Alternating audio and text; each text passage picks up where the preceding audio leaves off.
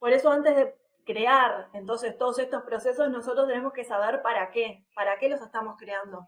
Y uno de los errores también más comunes es no saber para qué se creó ese modelo BIM o para qué vas a estar utilizando ese modelo BIM y conocer los usos.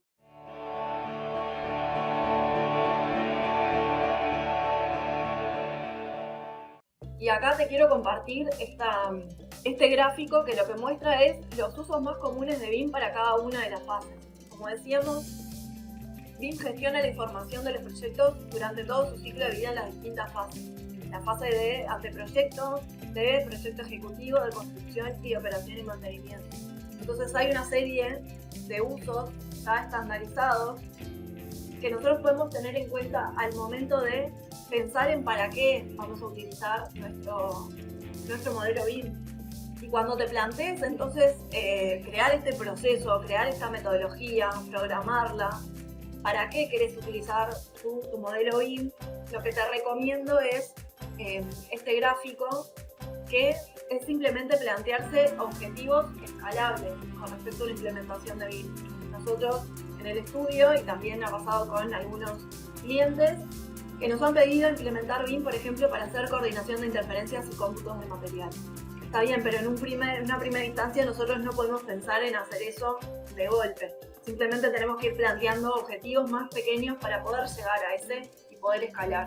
Entonces, en una primera instancia, una opción sería implementar BIM en documentación ejecutiva. Es decir, yo creo ese modelo BIM, y digo BIM porque en realidad es más allá de un modelo 3D, pensando ya en determinados procesos con una visión estratégica, y después pasar entonces a crear, por ejemplo, todo lo que tiene que ver con las plantillas y templates, estas preconfiguraciones de las que ya hablamos, para ya tener determinada información asociada a mi modelo BIM. En una tercera instancia yo voy a crear, por ejemplo, trabajar en mi primer proyecto piloto, ¿sí? Con estos objetivos primeros que me planteé, pero ya trabajando con estas plantillas y con estos templates, y los voy mejorando cada vez en cada proyecto y en cada proceso.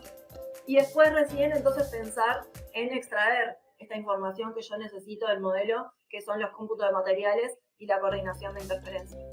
Pero si yo no creé un paso a paso, un proceso primero, no voy a poder llegar a extraer esa información que necesito. El error número 5 es pensar en el proyecto en 2D y no en el proyecto integral. Y esto obviamente resulta muy difícil cuando estamos transicionando de trabajar en CAD, donde veníamos trabajando solamente con planos en 2D, a pensar en un proyecto integral que contiene información mucho más rica, solamente los planos parciales en 2D.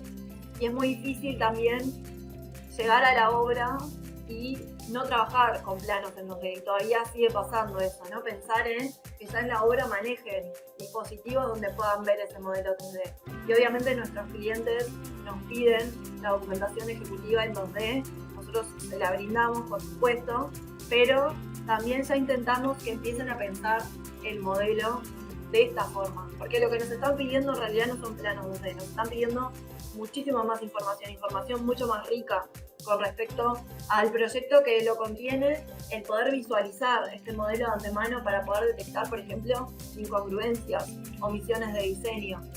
Y ahora te voy a contar entonces cómo hacemos con esos clientes con los que no trabajan con BIM, cómo hacemos para comunicarnos, pero antes te cuento el sexto error, que es no verificar la calidad del modelo. Como te comentaba, nosotros hacemos 2 chequeos de calidad del modelo. Uno es el modelo que ingresa, que no lo creamos nosotros, para ver en qué estado está. Y después ese chequeo de calidad al nosotros extraer ese modelo para intercambiarlo con, por ejemplo, la empresa constructora o con algún asesor o algún proveedor. ¿Cómo hacemos eso? Como te comentaba, con estos checklists donde ya tenemos algunos puntos que ya sabemos que tenemos que revisar, como por ejemplo lo que aparece allí, información del proyecto, la información del proyecto que tiene que estar clara para poder explicarle a la empresa constructora de qué proyecto se trata, por ejemplo, qué información tiene que contener, si las coordenadas o el origen del proyecto coinciden entre arquitectura y estructura con los distintos asesores para yo poder hacer una coordinación real de mi proyecto, o el norte, ¿sí? Hay que revisar, por ejemplo, hacer un análisis energético, un análisis de los cerramientos con las propiedades térmicas. Nosotros tenemos que saber entonces qué norte tiene ese proyecto, y muchas veces ese modelo BIM que nos llega no contiene ni la ubicación ni el norte. Entonces, si nosotros tenemos que hacer para ese cliente un análisis, no lo podemos hacer. O que el formato IFC en el que nos intercambiaran la información sea el adecuado, por ejemplo, ¿no?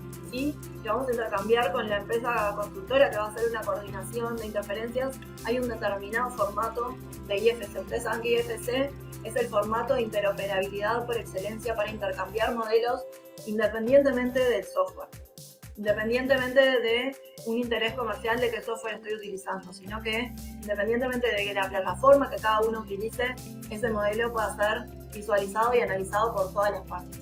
Revisar, por ejemplo, los niveles del proyecto, y muchas veces nos pasa que nos llegan modelos que tienen elementos volados o que no tienen los elementos de 3D en el nivel adecuado que lo tienen que tener. Entonces toca revisar todo eso para chequear que ese modelo esté en condiciones.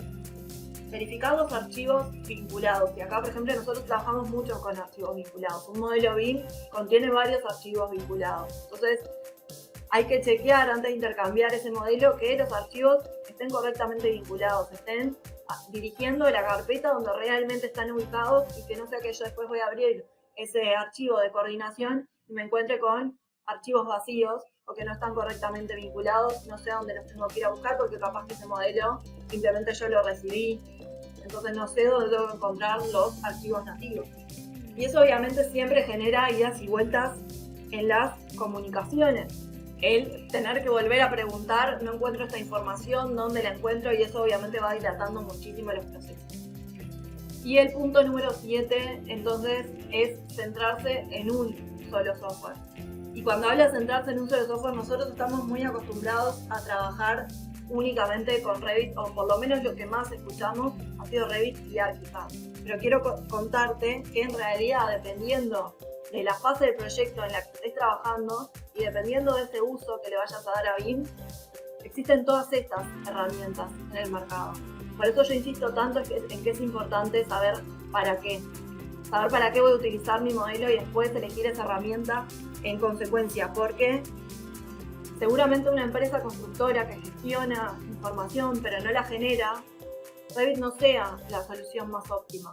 Simplemente va a precisar una herramienta de gestión de información mucho más avanzada, de coordinación. Y sin duda, Revit o ArchiCAD no sean la solución que más necesitan.